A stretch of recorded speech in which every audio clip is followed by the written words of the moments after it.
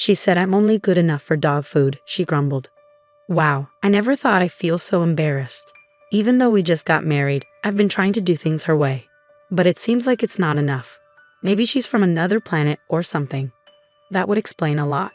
I don't understand her language anymore, but I don't really want to talk to her anyway. My name's Allison. I'm 32 and work in an office. I think I got into games because of my older brother who loves them. I've loved games since I was little, especially ones where I pretend to be someone else in a made-up world. I've made a lot of friends online, including my husband Carmen.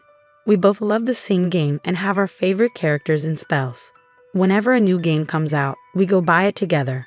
After hanging out like this for a while, we started to like each other and decided to get married. Carmen's parents are Stanley, who's often away on work trips, and Bianca, who takes care of things at home. Stanley's hardly ever home because of his job. Carmen's grandma, who has Alzheimer's, lives with them too. She's been having a hard time remembering things, especially since Grandpa started traveling. It was a big surprise for everyone. Bianca takes care of Grandma because Carmen used to live alone. So it's just Bianca and Grandma at Carmen's parents' house. I worried about having to take care of someone who wasn't even my parent someday. But Carmen's parents are still healthy, so that day seems far away. I felt pretty relaxed until I got that one phone call. One day, I had some free time, so I finished up my chores and started playing my favorite game. Then, I heard a strange sound in my room. What's that noise? Oh, it's my phone ringing. I don't usually get calls, so I forgot what my ringtone sounded like. When I saw it was Bianca calling, I felt a bit nervous. It was the first time she had ever called me, and I wondered if something was wrong. So I answered quickly, saying, "Hello. You took your time. It's common courtesy for a responsible adult to answer promptly when someone calls." Her sudden sarcasm made me want to hang up, but I stayed on the line. "Sorry, I'll try to be quicker next time. What can I help you with?" As if you have time off on your days off, right? Playing with those silly games?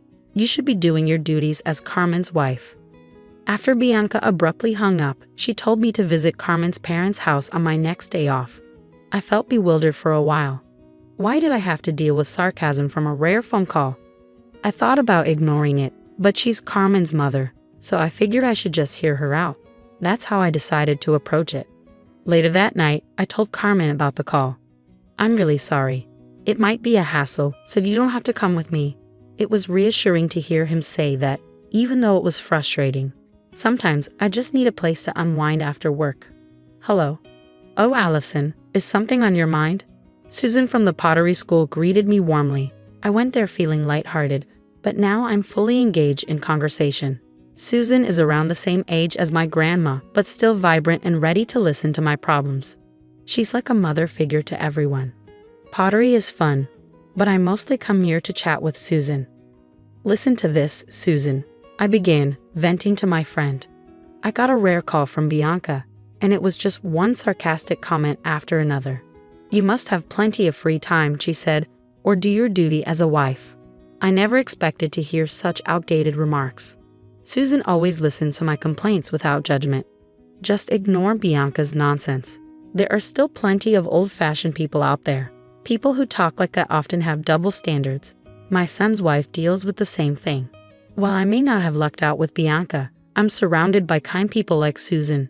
It naturally encourages me to keep pushing forward. On my next day off, I followed Bianca's instructions and went over to my in-laws' house. When I parked and approached the door, Bianca was already waiting there. "Oh great," I muttered nervously, trying to keep calm. "Good morning.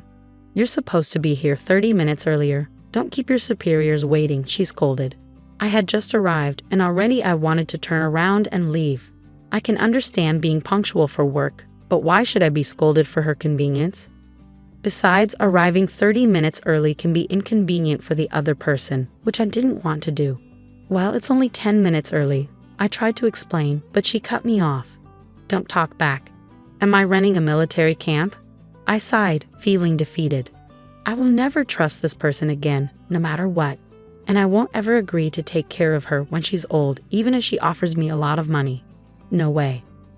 "Fine then, you're late for our appointment. Anyway, I'm leaving now," Bianca said, ready to walk away. "But wait," I stopped her. "You call me here without any explanation, and I have no idea what's going on. Well, I'm going out until tonight, so you'll have to come here on your days off from now on, do the housework, and take care of the person in the back room, Bianca said before driving off. I've never met someone so difficult to communicate with. She seemed nice when I met her with Stanley and Carmen, but that wasn't the case at all. I thought about just going home without doing anything to avoid getting yelled at again. But more than that, I hadn't met my grandmother-in-law yet. Bianca had mentioned her, but since she didn't understand, she decided I didn't need to come to the family wedding. By the way, we only had a simple meal and didn't have a wedding ceremony. Carmen and I were supposed to visit her together later, but our days off never lined up, and embarrassingly, we never made it. As I opened the entrance door, a shocking sight greeted me. It was a mess. It wasn't quite a garbage dump, but it looked like it wouldn't take long to become one. The room was cluttered with stuff, and there was a pile of laundry, clean or dirty, scattered on the floor. The kitchen sink was overflowing with dishes. Dust was gathering in the corners, and it was visibly disgusting. The last time I was here, the place was clean and tidy. What on earth happened? This is awful. As I pondered, I heard noises coming from the back room. Ah, it must be my grandmother-in-law, I thought, deciding to go and greet her. Excuse me. Since the day Bianca called me, I've been going to my in-laws' house as instructed. I've come to realize that Bianca probably spends her days out and only comes home late at night. She doesn't seem to take care of the house or her grandmother-in-law at all. While she bosses me around, telling me to fulfill my wife's duties, it's clear she isn't doing much herself. Maybe she got carried away because I obeyed her commands. She once loudly said, I'm relieved that Carmen, who always plays with toys, finally brought home a wife. But after all, a wife is just a stranger. I guess you're like a free housekeeper. In this day and age, treating your son's wife like this is completely unacceptable. Of course, I told Carmen everything Bianca did, and he kept apologizing every time he heard about it. You don't have to go to that house anymore, he would say. He even offered to talk to Bianca himself, but I asked him to hold off because I had a plan. I kept visiting my in-laws' house because I was worried about my grandmother-in-law.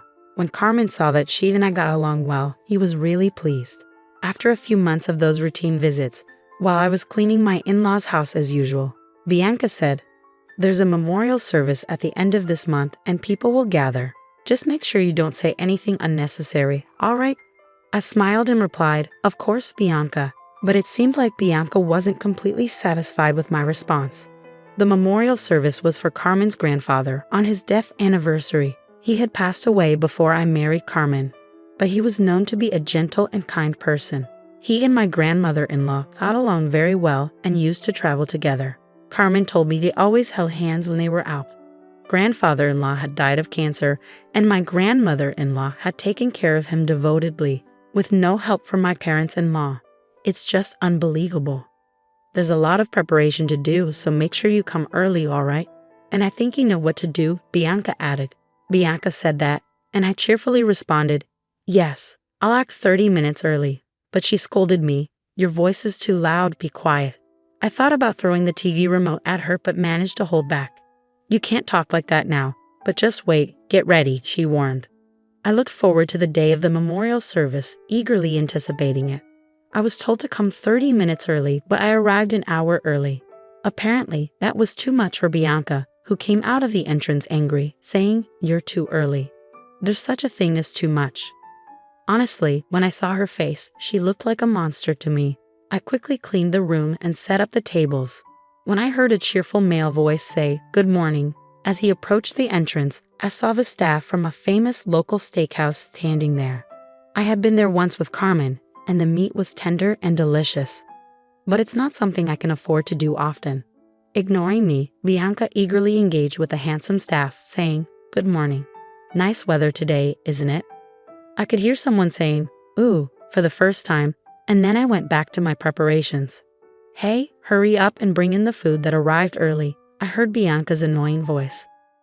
Resignedly, I headed to the kitchen, thinking yes. But there, I noticed something odd. How, Bianca, there's one meal missing. Is this a mistake? Should I call?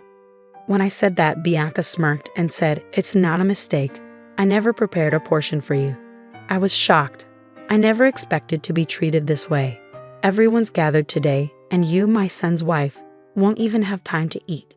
"How rude," she said. It felt like she was praising me, but I felt angry. Even though I didn't argue back, she seemed pleased and said, "You're just like a maid. Come on, say bow." Then she brought out leftover dog food from when they used to have a dog at my in-laws' house. I couldn't help but laugh at her humiliating gesture. I couldn't understand this woman at all. I thought maybe she was from another planet or something. I didn't want to talk to someone I couldn't communicate with, so I pretended to speak an alien language and shouted at her. For a moment, Bianca looked scared by my sudden behavior. "Are you crazy? Are you making fun of me?" she asked. "Yes, maybe I am. I've been putting up with this for a while now. I don't like living with someone as mean as you," I replied. "I don't know what you're upset about, but would you be happy if we got a divorce? No way. I won't allow it. I'd have to hire another maid, and that would be a waste of money," she interrupted, trying to grab me. "Stop it? How embarrassing," I said, turning around to see Carmen and my father-in-law Stanley, along with Stanley's brother and his wife, who had come from far away. Bianca didn't notice them because we were arguing, but it was time for Carmen and the others to arrive. I'm not sure how long they had been watching, but Bianca suddenly became quiet, maybe because Stanley stepped in or because she was shocked. Then the priest came to the house. The memorial service ended simply, and it was time to eat. But my grandmother-in-law stayed in her room, saying she wasn't feeling well. "I haven't had steak in a while, but it's really good here," Stanley said as I busied myself bringing drinks and such. "Allison, come and eat too. You don't need to do all this," my aunt-in-law said kindly. "Thank you, but it looks like there's no steak left for me," I pretended to be sad. When Cindy asked why, I said, "I can't really say. Please ask Bianca." Cindy glared at Bianca, who seemed scared by her look, and started saying something strange. "Oh, I ordered the wrong number of steaks." I offered my portion to Allison, but she said she didn't want it. I'm so lucky to have such a nice woman in the family. Bianca was sweating a lot, and her eyes were darting around. Cindy looked at me worriedly. Yes, that's right, behind Cindy. I could see Bianca's face completely at ease. That face was so funny, I struggled not to laugh. Bianca is always so nice. She tells me when I'm not polite. Today, instead of steak, she prepared this for me. I said and brought out the dog food Bianca had given me from the kitchen. Bianca looked scared at my unexpected move. What's happening? What did you do to my wife? Carmen asked, but Bianca stayed silent. Stanley spoke up. Well, you know, when in Rome, do as the Romans do, right? Allison is part of the family now. Stanley started joking, and Carmen looked like he might grab him. Wanting to avoid any trouble, I decided to call my secret weapon Susan. Everyone was surprised by my loud call. Then from the back room, a cheerful voice answered, yes. Out came Susan, the grandmother-in-law. It turns out she's the Susan from pottery school. The day Bianca first invited me over, we were both shocked to see each other, never imagining that Susan would be the grandmother-in-law. We finished the chores at my in-laws' house together, laughing. The in-laws' house is a two-family house, and Susan's part was very neat. It was clear she wasn't sick, but Bianca never suspected. Since Bianca came home late at night, Susan and I went out to eat and for walks. I cherished the time I spent with Susan, which is why I was happy to visit my in-laws' home. Susan had asked me not to tell the family about our relationship. I was upset by Bianca's unfair words, but I knew it wouldn't last forever, so I endured it. Susan chose not to attend the memorial service because she didn't want to see the family's faces. She always prayed for my grandfather-in-law's happiness after his passing. Huh? Mom, don't you have Alzheimer's? Stanley asked, confused. That's just something this woman misunderstood, Bianca said, shrinking away under everyone's glares. What bothered me most was being excluded from the grandchildren's celebrations, Susan said, smiling at me.